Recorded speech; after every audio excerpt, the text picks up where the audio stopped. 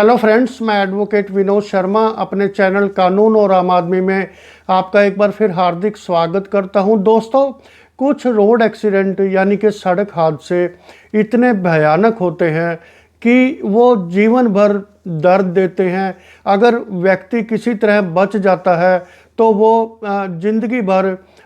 बिस्तर पर पड़े रहने को मजबूर होता है, तो और वो चल फिर नहीं सकता। तो आज मैं आपको इस वीडियो में एक ऐसा ही केस बताऊंगा जो माननीय सुप्रीम कोर्ट के सामने आया। हालांकि इसमें जो विक्टिम है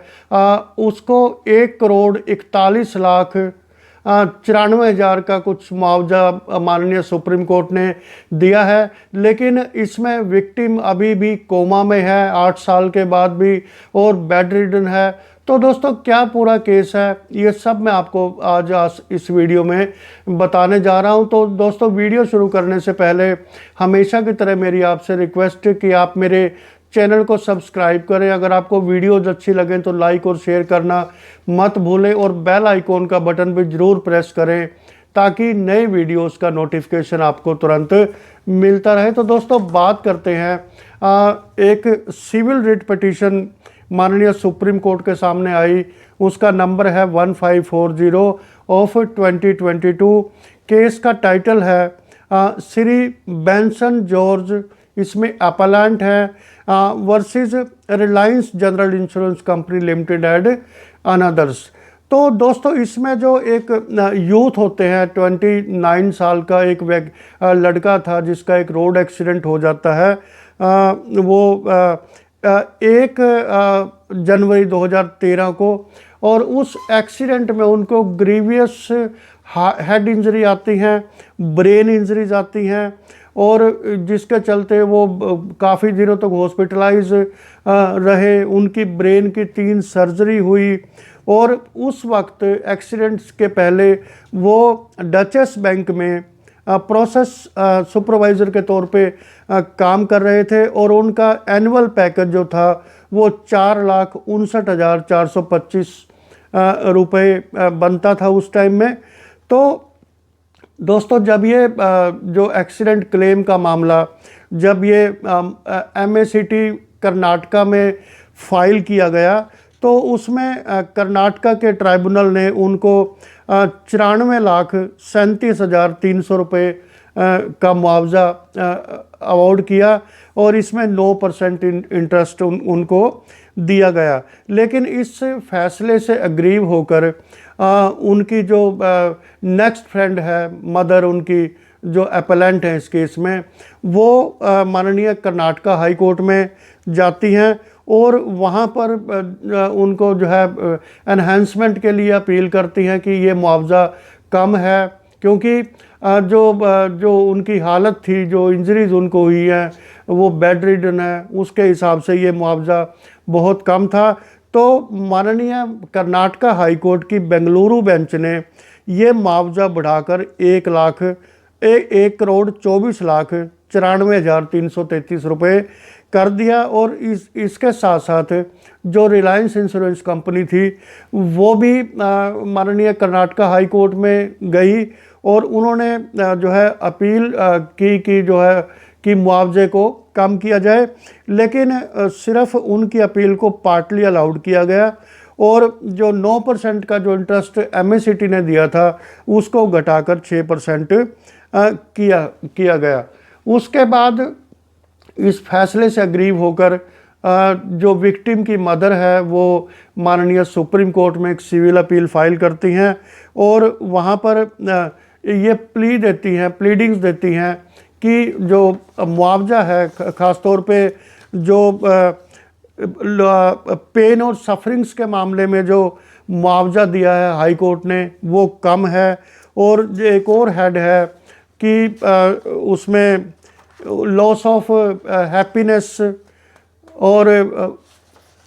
उसमें भी मुआवजा, loss of future amenities and happiness, उसका मुआवजा भी बहुत कम है। और उन्होंने ये प्लीडिंग्स दी कि इसको मुआवजे को बढ़ाया जाए, क्योंकि जो पेशेंट है यानी कि जो इसमें विक्टिम है उन्होंने बहुत दुख झेला है। 2013 से वो बेड पर हैं,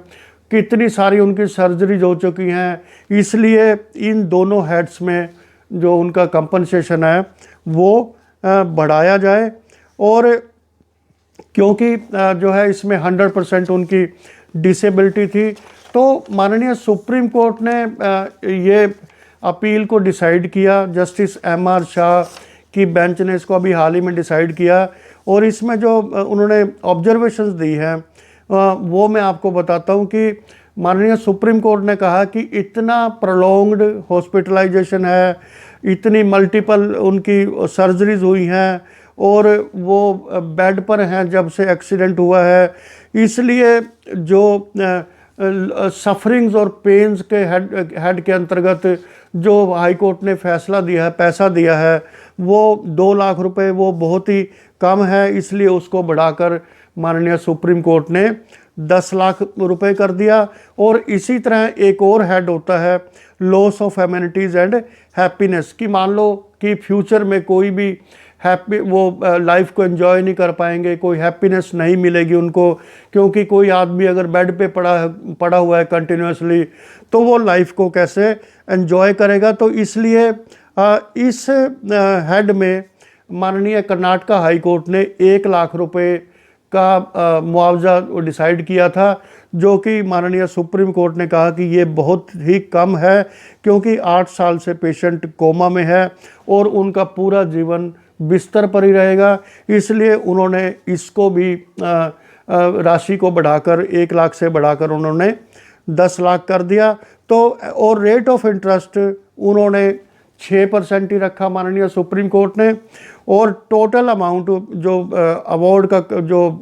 डिसाइड हुआ है वो 1,41,94,333 रुपये 6% ब्याज के साथ। और इंश्योरेंस कंपनी यानी कि रिलायंस इंश्योरेंस कंपनी को